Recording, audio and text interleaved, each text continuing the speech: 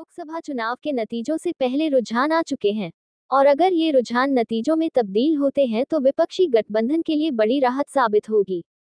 कारण, इस बार के चुनाव में बीजेपी को बहुमत मिलती नहीं दिख रही है।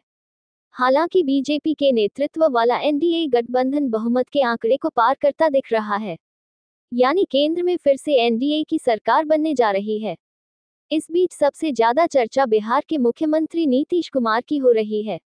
कारण, बिहार में जेडीयू फिर बीजेपी के लिए संजीवनी बनी है और नीतीश कुमार के सामने लालू तेजस्वी का तेज फीका पड़ गया है।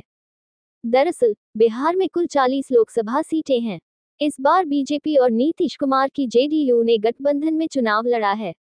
बीजेपी जेडीयू गठबंधन में ऐसा पहली बार है जब भगवा पार्टी ने राज्य में अधिक सीटों पर चुनाव लड़ रहा है। गठबंधन में बीजेपी ने 40 में से 17 सीटों पर उम्मीदवार उतारे, जबकि जेडीयू ने 16 सीटों पर।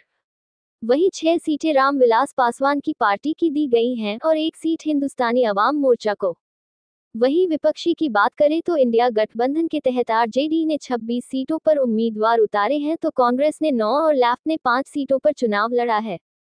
ताजा रुझानों में नीतीश कुमार की जनता दल यूनाइटेड जेडीयू के 16 में से 12 उम्मीदवार आगे चल रहे हैं। वहीं बीजेपी के 17 में से 12 उम्मीदवार बढ़त बनाए हुए हैं।